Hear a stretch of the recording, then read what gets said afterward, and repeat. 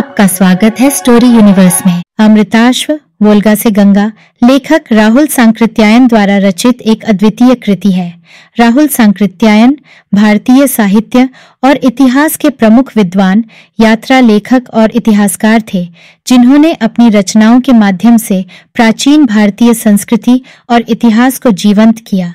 Fergana के हरे भरे पहाड़, बसंत की मनमोहक ऋतु और घोड़ों के झुंड, यह सब मिलकर एक भूस्वर्ग की छवि प्रस्तुत करते हैं। ऐसे ही एक सुरम्य स्थान पर अमृताश्व, रजराश्व और सोमा के जीवन की अनूठी कहानी उभरती है। क्या होगा जब पुरुशत्रु कुरुओं के पशुओं को लूटने का प्रयास करेंगे? क्या अमृताश्व और मधुरा अपने पशुओं और ग्राम की रक्षा कर पाएंगे? और इस संघर्ष में कौन सी नई परंपराएं और रिश्ते जन्म लेंगे?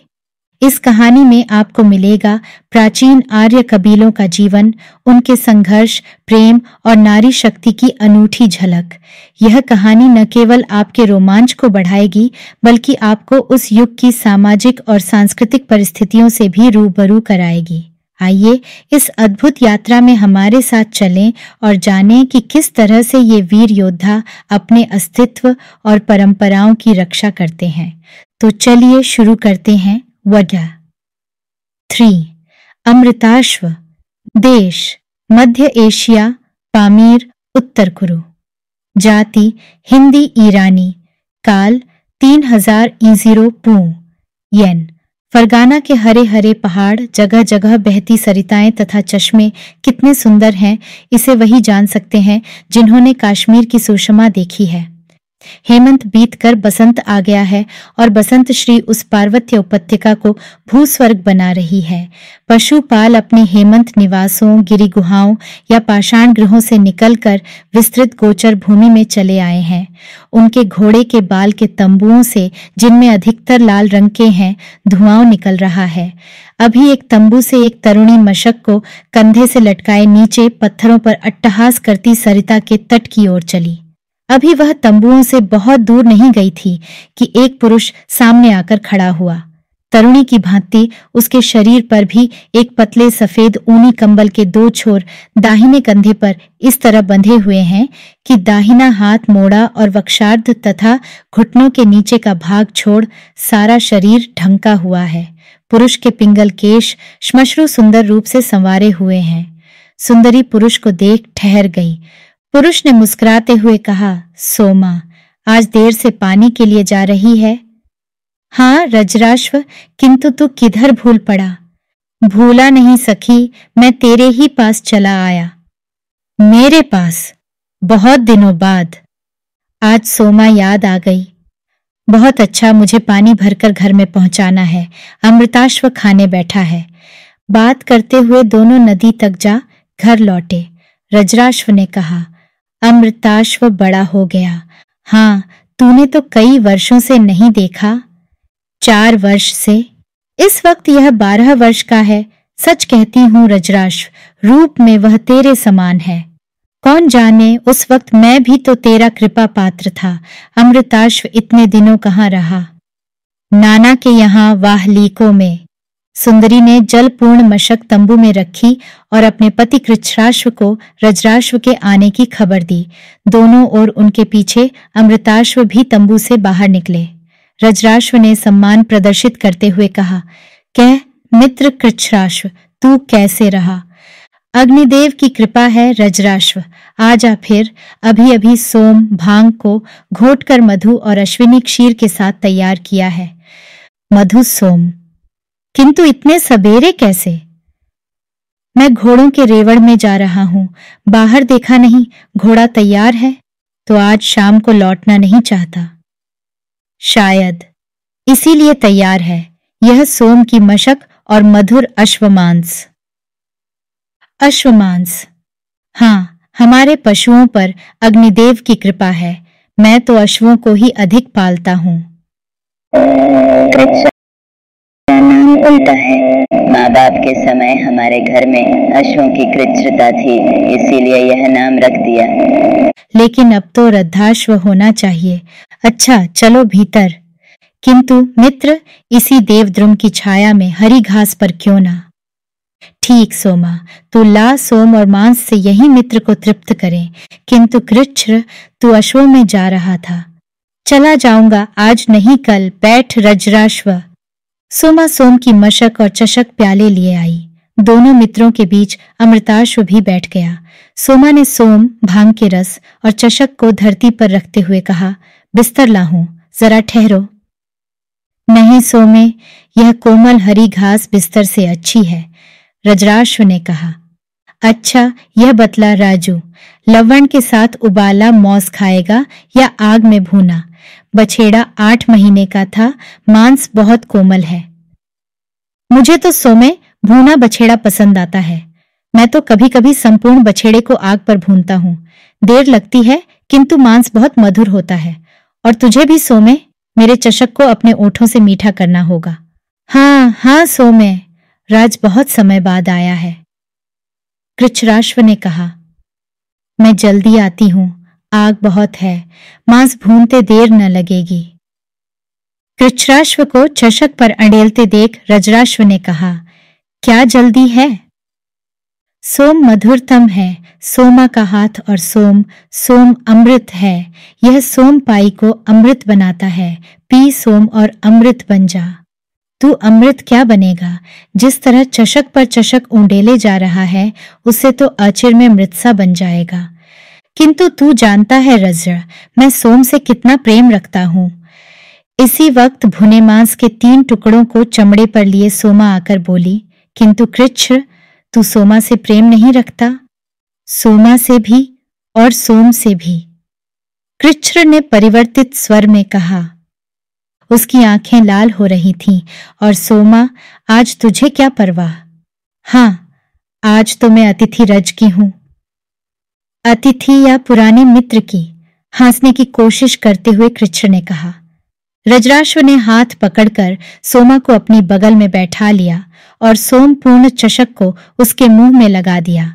सोमा ने 2 बंट पीकर कहा, अब तू पी रज्र, बहुत समय बाद यह दिन आया है।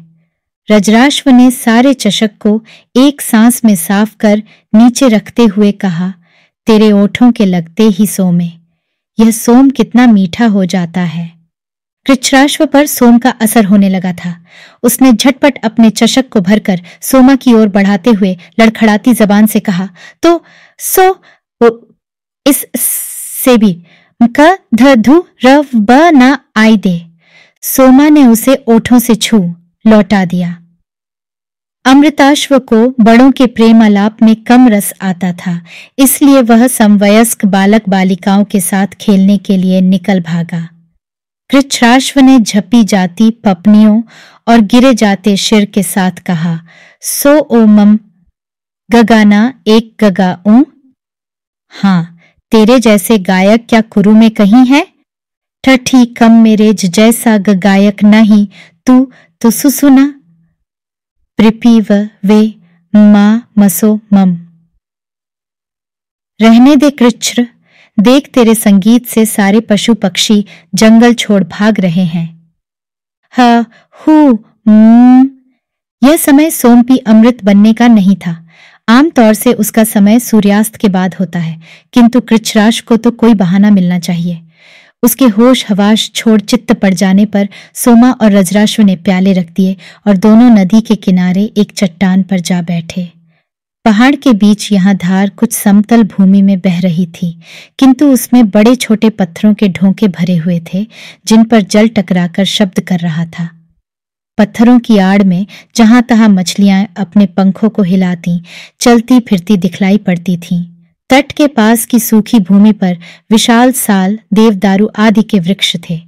पक्षियों के सुहावने गीतों के साथ फूलों से सुगंधित मंद पवन में श्वास तथा स्पर्श लेना बड़े आनंद की चीज थी। बहुत वर्षों बाद दोनों इस स्वर्गीय भूभाग में अपने पुराने प्रेम की आवृत्ति कर रहे थे। इस वक्त फिर उन्हें वह दिन याद आ रहे थे जबकि सोमा षोडशी पिंगला पिंगलकेशी थी, जब वसंतोत्सव के समय रज्राश्व भी वाहलिकों में अपने मामा के घर गया था। सोमा उसके मामा की लड़की थी, रज्राश्व भी उसके प्रेमियों में था। उस वक्त सोमा के चाहने वालों में होड़ लगी थी, किंतु जयमाला कृच्छ्राश्व को मिली। दूसरों के साथ अजाश्व को भी पराजय स्वीकार करनी पड़ी। अब सोमा कृच्छ्राश्व की पत्नी है, किंतु उस जिंदादिल युग में स्त्री ने अभी अपने को पुरुष की जंगम संपत्ति होना नहीं स्वीकार किया था, इसलिए उसे अस्थायी प्रेमी बनाने का अधिकार था। अतिथियों और मित्रों के पास स्वागत के रूप में अपनी स्त्री को भेजना उस वक्त का सर्वमान्य सदाचार था। आज वस्तुतः सोमा रजराश्व की रही। शाम को ग्राम के नर नारी महापितर, कबीले के मुखिया या शासक के विस्तृत आंगन में जमा हुए। सोम, मधुसुरा और स्वादिष्ट गो अश्व मौस लाया जा रहा था। महापितर पुत्रोत्पत्ति का महोत्सव मना रहे थे। कृच्छ्र ने अपने को हिलने डोलने लायक नहीं रखा था, उसकी जगह सोमा और रजराश्व वहां पहुंचे। बड़ी रात तक पान, गीत, नृत्य महोत्सव मनाया गया। सोमा के गीत और रजराश्व के नृत्य को सदा की भांति कुरुओं ने बहुत पसंद किया। टू मधुरा, तू थक तो नहीं गई? नहीं, मुझे घोड़े की सवारी पसंद है, किंतु उन दस्युओं ने मुझे बुरी तरह पकड़ रखा था। हाँ, बालिक पक्कियों की गौ और अश्वों को नहीं, बल्कि लड़कियों को लूटने आए थे। हाँ, पशु का लूटना दोनों जनों में चिरस्थायी शत्रुता पैदा करता है, किंतु कन्या को लूटना थोड़े ही समय के लिए, आखिर ससुर को जमाता का सत्कार करना ही पड़ता है। किंतु मुझे तेरा नाम नहीं मालूम? अमृताश्व, कुच्छ्राश्व पुत्र, कौरव। कौरव कुरु मेरे मामा के कुल होते हैं। मधुरा, अब तू सुरक्षित है, बोल कहाँ जाना चाहती है? मधुरा के मुख पर कुछ प्रसन्नता की रेखा दौड़ने लगी थी, किंतु वह बीच ही में रुक गई। अमृताश्व समझ गया और बात का रुख दूसरी ओर मोड़ते हुए बोला, पख्तों की कन्याएं हमारे ग्राम में भी आई हैं। सभी लूट कर? नहीं, उनमें मातुल पुत्रियां अधिक हैं। तभी तो, किंतु लड़कियों के लिए यह लूट मार मुझे बहुत बुरी मालूम होती है। और मुझे भी मधुरा, वहां पुरुष स्त्री यह भी जानते हैं कि उनमें प्रेम की संभावना है भी। मातुल पुत्री का ब्याह इससे अच्छा है, क्योंकि उसमें पहले से परिचित होने का मौका मिलता है। तेरा कोई ऐसा प्रेमी था मधुरा? नहीं, मेरी कोई बुआ नहीं है। कोई दूसरा? स्थायी नहीं। क्या तू मुझे भाग्यवान बना सकती है? मधुरा की शर्मीली निगाहें नीची हो गईं। अमृताश्व ने कहा, मधुरा, ऐसे भी जनपद हैं जहां स्त्रियां दूसरे की नहीं, अपनी होती हैं। नहीं समझी अमृताश्व। उन्हें कोई लूटता नहीं, उन्हें कोई सदा के लिए अपनी पत्नी नहीं बना पाता। वहां स्त्री पुरुष समान होते हैं, समान हथियार चला सकते हैं। हाँ, स्त्री स्वतंत्र है। कहाँ है वह जनपद अमृताश्व? नहीं, अमृत ही कह मधुरा, वह जनपद यहां से पश्चिम में बहुत दूर है। तू वहां गया है अमृत? हाँ, वहां की स्त्री आजीवन स्वतंत्र रहती है, जैसे जंगल में स्वतंत्र विचरता मृग, जैसे वृक्षों पर उड़ती चिड़िया। वह बड़ा अच्छा जनपद होगा, वहां स्त्री को कोई नहीं लूटता ना। स्वतंत्र बाघिन को कौन जीते जी लूट सकता है? और पुरुष अमृत? पुरुष भी स्वतंत्र है। बाल बच्चे? मधुरा, वहां को घर बार दूसरी ही तरह का है और सारे ग्राम का एक परिवार होता है। उसमें बाप का कर्तव्य, बाप नहीं कह सकते मधुरा। वहां स्त्री किसी की पत्नी नहीं, उसका प्रेम स्वच्छंद है। तो वहां कोई बाप को नहीं जानता? सारे घर के पुरुष बाप हैं। यह कैसा रिवाज है? इसीलिए वहां स्त्री स्वतंत्र है। वह योद्धा है, शिकारी है। और गाय घोड़ों का पालन पोषण? वहां गाय घोड़े जंगलों में पलते हैं, वैसे ही जैसे यहाँ हरिण। और भेड़ बकरियां? वहां लोग पशुपालन नहीं जानते, शिकार, मछली और जंगल के फल पर गुजारा करते हैं। सिर्फ शिकार। फिर उन लोगों को दूध नहीं मिलता होगा? मानवी का दूध, और वह भी बचपन ही में। घोड़े पर चढ़ना भी नहीं? नहीं, और चमड़े के सिवा दूसरा परिधान भी नहीं जानते। उन्हें बड़ा दुख होता होगा? किंतु वहां की स्त्रियां स्वतंत्र पुरुषों की तरह स्वतंत्र हैं। वह फल जमा करती हैं, शिकार करती हैं, युद्ध में शत्रुओं पर पाषाण परशु और बाण चलाती हैं। मुझे भी यह पसंद है। मैंने शस्त्र चलाना सीखा है, किंतु युद्ध में पुरुषों की भांति जाने का सुभीता कहाँ। पुरुष ने यह काम अपने ऊपर लिया है। घोड़ों, गायों, भेड़ बकरियों को वह पालता है। स्त्री को उसने पशु पत्नी नहीं, गृह पत्नी बनाया है और लड़कियों को लूटने लायक बनाया है। वहां तो लड़कियां नहीं लूटी जाती होंगी। अमृत, एक जन के लड़के लड़की सदा उसी जन में रहते हैं, न बाहर देना न बाहर से लेना। कैसा रिवाज है, वह यहां नहीं चल सकता। इसीलिए लड़कियां लूटी जाती रहेंगी। हाँ तो मधुरा क्या कहती है? किस बारे में? मेरे प्रेम के बारे में। मैं तेरे वश में है अमृत, किंतु मैं लूट कर नहीं ले जाना चाहता। क्या मुझे युद्ध करने देगा? जहां तक मेरा बस होगा, और शिकार करने जहां तक मेरा बस होगा, बस। क्योंकि मुझे महापित्र की आज्ञा तो माननी पड़ेगी। अपनी ओर से मधुरा, मैं मुझे स्वतंत्र समझेंगा। प्रेम करने न करने के लिए भी। प्रेम हमारा संबंध स्थापित कर रहा है। अच्छा, उसके लिए भी। तो अमृत, मैं तेरा प्रेम स्वीकार करती हूं। तो हम कुरुओं में चलें या पकठों में? जहां तेरी मर्जी। अमृत ने घोड़े को लौटाया और वह मधुरा के बताए रास्ते से पकठों के भ्रम में पहुंचा। ग्राम में किसी के तंबू घर में कोई मारा गया था, किसी में कोई घायल पड़ा था, किसी की लड़की लूटी गई थी। चारों ओर कोहराम मचा हुआ था। मधुरा की मां रो रही थी और बाप ढाढ़स बंधा रहा था, जबकि घोड़ा उसके बालों के तंबू के बाहर खड़ा हुआ। अमृताश्व के उतर जाने पर मधुरा कूद पड़ी और अमृताश्व को बाहर खड़े रहने के लिए कहकर भीतर चली गई। एकाएक सामने आ खड़ी बेटी को देख पहले माँ बाप को विश्वास न हुआ। फिर माँ ने के गोद में ले उसके मुख को आंसुओं से भिगोना शुरू किया। शांत होने पर बाप ने पूछा और मधुरा ने बतलाया, वाह लीक पख्त, लड़कियों को लूट कर ले जा रहे थे। मुझे लूट कर ले जाने वाला पिछड़ गया था। मौका पाकर मैं घोड़े से कूद गई। वह पकड़कर फिर चढ़ाना चाहता था। मैं उसका विरोध कर रही थी। उसी वक्त एक सवार आ गया। उसने वाहलीक को ललकारा और उसे घायल कर गिरा दिया। वही कुरु तरुण मुझे यहाँ पहुंचाने आया है। बाप ने कहा, तो तरुण ने तुझे नहीं ले जाना चाहा? बलात् नहीं, किंतु हमारे जनपद के नियम से अनुसार तू उसकी हुई, और मैं उससे प्रेम भी करती है तात। मधुरा के बाप ने बाहर आकर अमृताश्व का स्वागत किया और उसे तंबू के भीतर लिवा लाया। गांव वालों को यह अजीब सी बात मालूम हुई, किंतु सभी के सम्मान और सहानुभूति के साथ अमृताश्व ने मधुरा के साथ ससुराल छोड़ी। 3. अब अमृताश्व अपने कुरुग्राम का महापित्र था। उसके पास 50 घोड़े, गायें तथा बहुत सी भेड़ बकरियां थीं। उसके 4 बेटे और मधुरा रेवड़ और घर का काम देखते थे। ग्राम के दरिद्र कुलों के कुछ आदमी भी उसके यहाँ काम करते थे, नौकर के तौर पर नहीं, घर के एक व्यक्ति के तौर पर। एक कुरु को दूसरे कुरु से समानता का बर्ताव करना पड़ता। अमृताश्व के चलते फिरते ग्राम में 50 से ऊपर परिवार थे। आपसी झगड़ों, मामलों, मुकदमों को फैसला महापित्र को ही देखना पड़ता। फिर पानी, रास्ते और दूसरे सार्वजनिक कामों का संचालन भी महापित्र करता। और युद्ध में जो सदा सिर पर बैठा ही रहता, सेना का मुखिया बनना तो महापित्र का सबसे बड़ा कर्तव्य था। वस्तुतः युद्धों में सफलता ही आदमी को महापित्र के पद पर पहुंचाती है। अमृताश्व एक बहादुर योद्धा था।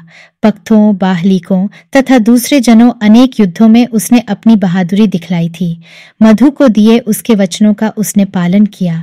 मधुरा ने अमृताश्व के साथ रीछ, भेड़िए और बाघ के शिकार ही नहीं किए थे, बल्कि युद्धों में भी भाग लिया था।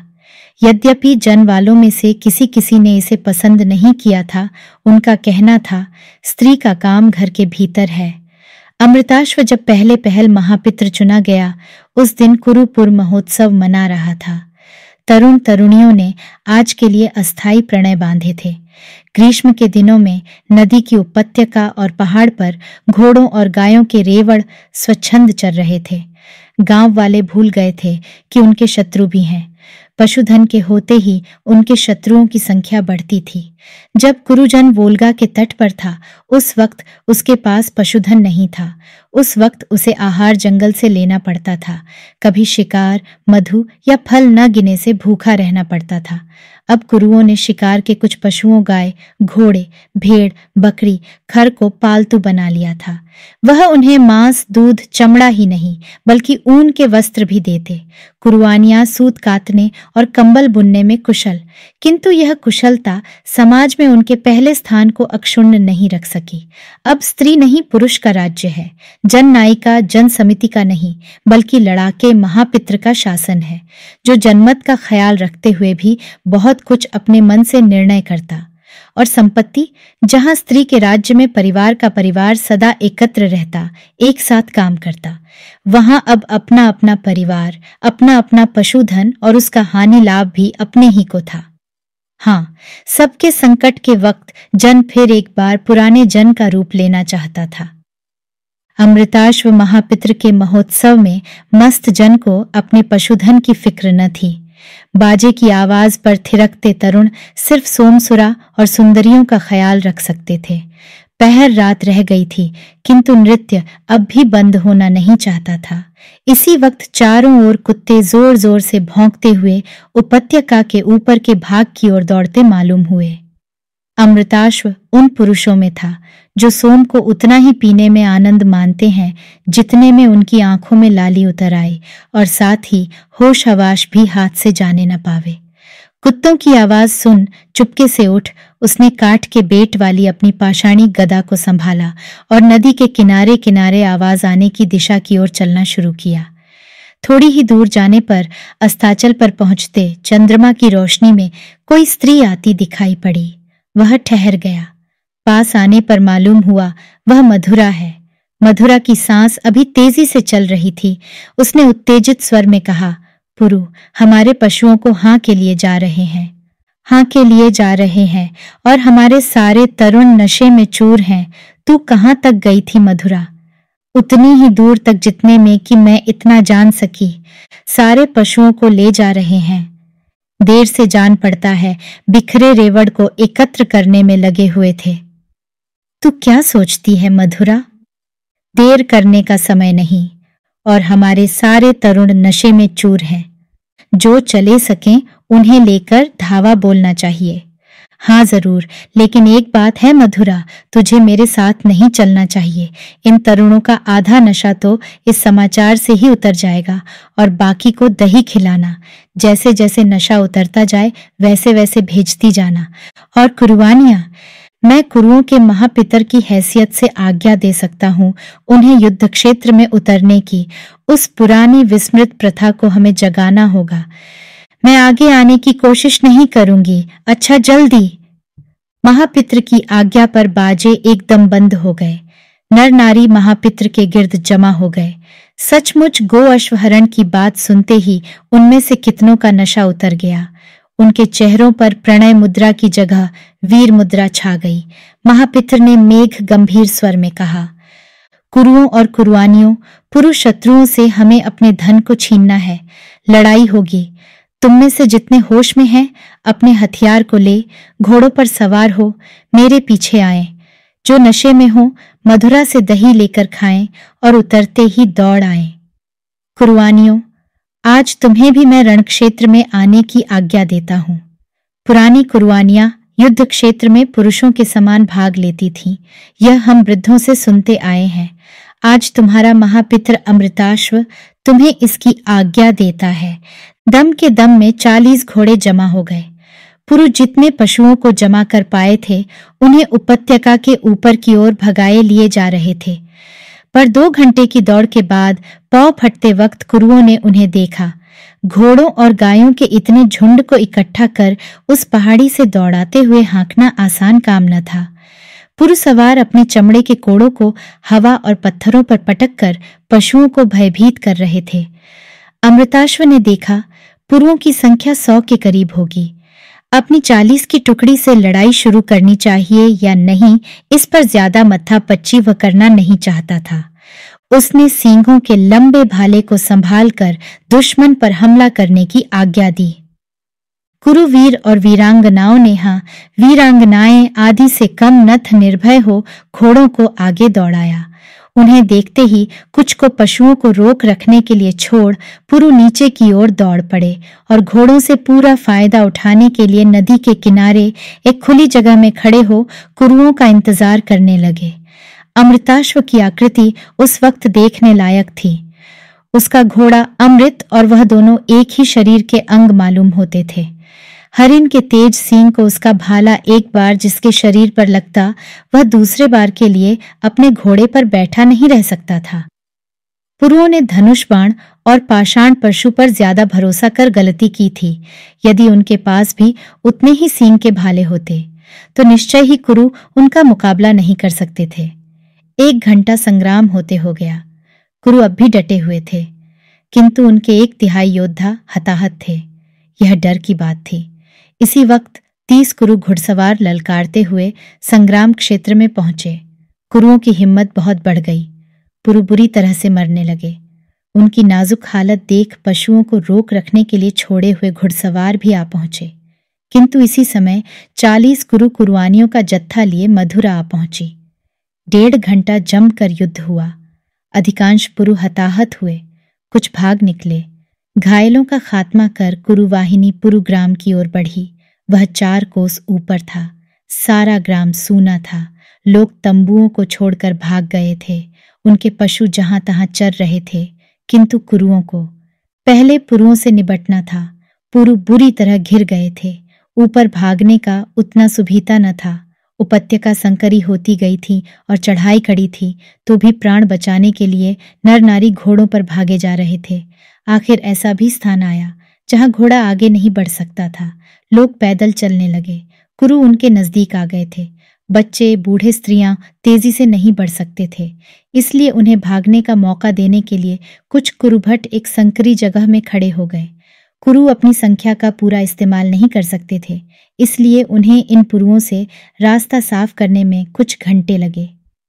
पुरु और कुरु अब दोनों ही पैदल तेज, किंतु पुरुओं में मर्द मुश्किल से 1 दर्जन रह गए थे, इसलिए वह कुछ ही दिनों तक सारे पुरु परिवार की रक्षा कर सकते थे।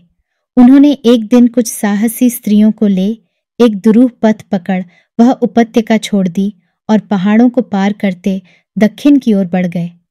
कुरुओं ने जहां तहां छिपे प्राणों की भिक्षा मांगते पुरु बच्चों, वृद्धों और स्त्रियों को पकड़ा। बंदी बनाना इस पितृयुग के नियम के विरुद्ध था, इसलिए बच्चे से बूढ़े तक सारे ही पुरुषों को उन्होंने मार डाला। स्त्रियों को वह अपने साथ लाए। पुरुओं का सारा पशुधन भी उनका हुआ। अब वह हरित रोध, नदी, उपत्यका नीचे से ऊपर तक कुरुओं की चरागाह थी। एक पीढ़ी तक के लिए महापितर ने 1 से अधिक पत्नी रखने का विधान कर दिया और इसी वक्त कुरुओं में पहले सपत्नी देखी गई। आज से 200 पीढ़ी पहले के एक आर्य कबीले की यह कहानी है। उस वक्त भारत और ईरान की श्वेत जातियों का एक कबीला जन था और दोनों का सम्मिलित नाम आर्य था। पशुपालन उनकी जीविका का मुख्य साधन था।